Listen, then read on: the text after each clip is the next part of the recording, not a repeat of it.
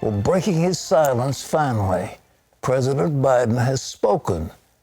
Did he take blame? Did the buck stop here? Oh, no. He doubled down on his decision to leave Afghanistan, and he played the blame game for the horrific fallout. So why was no one prepared for the rapid Taliban takeover? Both Republicans and Democrats are demanding answers.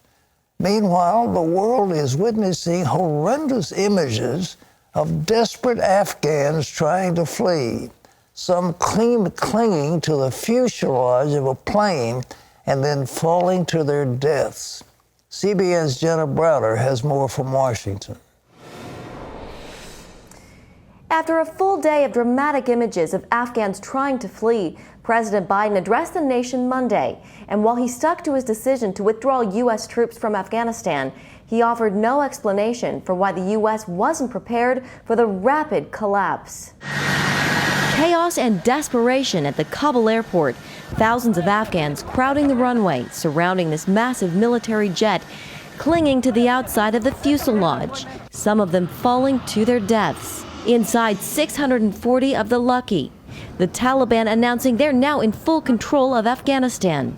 The outcry over those scenes forcing President Biden to come down from Camp David and talk to the American people. I stand squarely behind my decision. The president blaming the rapid fall of Afghanistan on the Afghan government and military. The truth is, this did unfold more quickly than we had anticipated.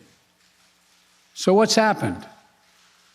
Afghanistan political leaders gave up and fled the country. The Afghan military collapsed, sometime without trying to fight. And his predecessor. When I came into office, I inherited a deal that President Trump negotiated with the Taliban. On Capitol Hill, few lawmakers, Republican or Democrat, are defending Biden. What we have seen is an unmitigated disaster, a stain on the reputation of the United States of America. Senate Minority Leader Mitch McConnell adding that the country could once again become a safe harbor for terrorists. Every terrorist around the world, in Syria, in Iraq, in Yemen, in Africa, are cheering the defeat of the United States military by a terrorist organization. Even top Democrats are critical. Senate Intelligence Committee Chairman Mark Warner issuing a statement calling for an investigation into the collapse. I hope to work with the other committees of jurisdiction to ask tough but necessary questions about why we weren't better prepared for a worst-case scenario involving such a swift and total collapse of the Afghan government and security forces. There are also growing concerns over human rights, especially for women and girls. Biden says he'll continue to speak up for them, but many worry that won't be enough. In an effort to calm the population, the Taliban is offering amnesty and inviting women to be a part of their government. At the same time, there are reports of girls as young as 15 being forced to marry Taliban fighters. In Washington, Jenna Browder, CBN News. It's a horrible stain. And the buck does stop with the number one man. You know, former Secretary of Defense Gates said, I've known him for many years, and Joe Biden has never made one right decision on foreign policy. Every time, everything he's enunciated has been wrong. And this is a disaster, and he's trying to put the blame on somebody else, and it makes you sick at your stomach. Well, senior international correspondent George Thomas has made several trips to Afghanistan since the U.S. invasion. He joins us now. George, the Taliban treatment of women has been horrific. What's this move about inviting them to join the government? Is that for real? Yeah, exactly. Is that for real?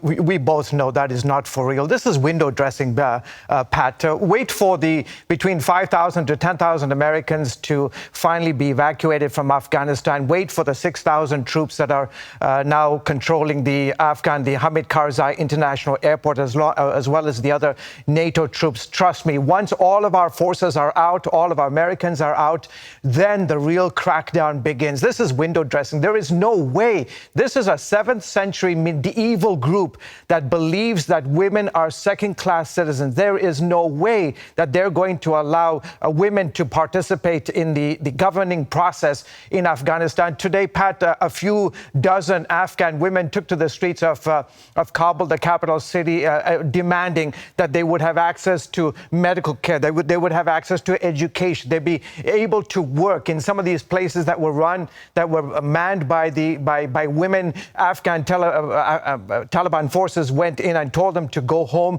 The reality is that in the next few weeks, months, we are going to see the severity of this group and what they believe in. And this is Islamic Sharia law. Let's not kid ourselves. 20 years later, this is a group that wants to take vengeance. And in fact, there are reports today that over the last 20 years, the United States, as well as our coalition forces, created a biometric database of all the Afghan security forces that participated with coalition forces, as well as Afghan special forces, including NGOs, the non-governmental organizations that worked for the betterment of Afghanistan, including women, including Christians. The reports are that the Taliban now has the entire biometric data list. In fact, there are reports as we come on the air today that from Herat to Mazar-e-Sharif to Kandahar to Kabul, Taliban are going door to door, checking with them.